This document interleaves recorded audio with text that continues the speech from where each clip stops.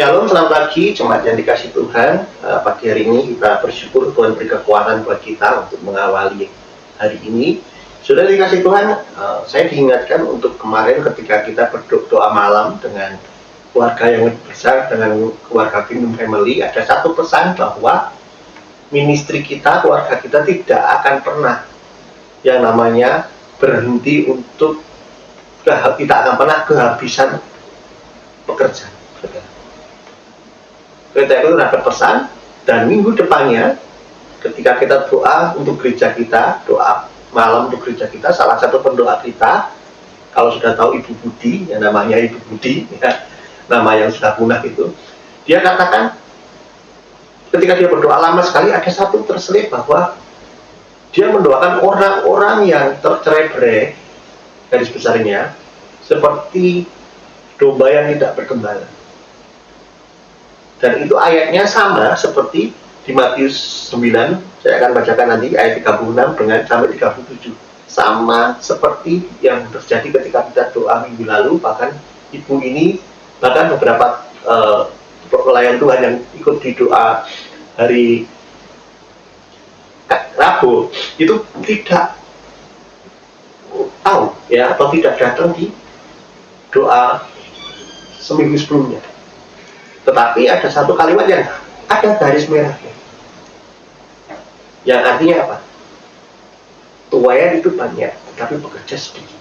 Saya akan bacakannya. Matius 9 ayat 36 sampai 37. Melihat orang banyak itu, tergeraklah hati Yesus oleh belas kasihan kepada mereka.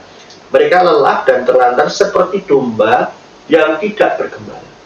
Maka katanya kepada murid-muridnya, tuayan memang banyak, tetapi pekerja sedikit. Perhatikan, ini Tuhan Yesus sendiri yang ngomong. Kalau Alkitab sudah digital akan ada tulisan merah bahwa Yesus sendiri yang ngomong, bahkan akan terjadi memang keadaannya seperti itu, tuayannya banyak, pekerja sedikit.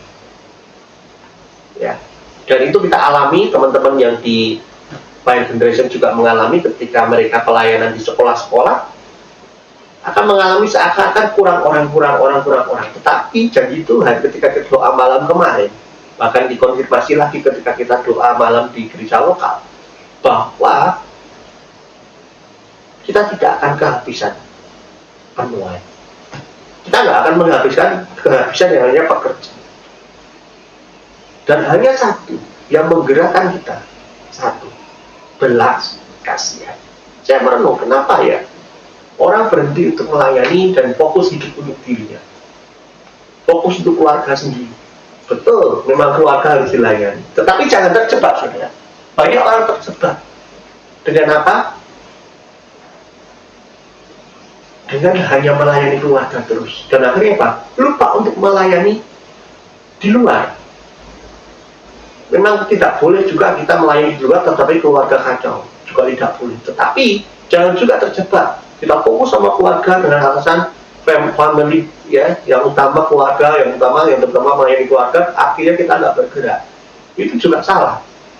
Tetapi sudah harus mengerti, yang membuat orang berhenti dan tidak empati, tidak punya rasa untuk ingin melayani sesama, adalah ketika kita kehilangan yang namanya belas kasihan. Dan janji ini dikuatkan, saudara, ketika doa malam, bahwa apa? Pelayanan kita, gereja kita, tidak akan kehabisan pekerja. Oleh karena itu, saudara yang sudah senior, saya berdoa, saudara yang mendengar firman ini, saudara yang mungkin sudah senior di tempat ini, sudah melayani lama, salah satu tantangan adalah ketika saudara berhenti untuk mencetak pelayan Tuhan, ketika saudara berhenti untuk apa? Untuk menghasilkan, hidupmu mulai bergeser, tidak lagi memikirkan pekerjaan Tuhan, tapi bergeser hidup untuk diri sendiri. Saya berdoa sudah mengerti ya pesan firman Tuhan pagi hari ini, dan saudara dan saya mulai tergerak oleh belas kasihan seperti Yesus. Ya, orang-orang itu butuh dilayani, jiwa-jiwa itu butuh mengenal Tuhan. Saya berdoa saudara menangkap pagi hari ini, dan selamat bekerja, selamat sekolah, selamat melayani.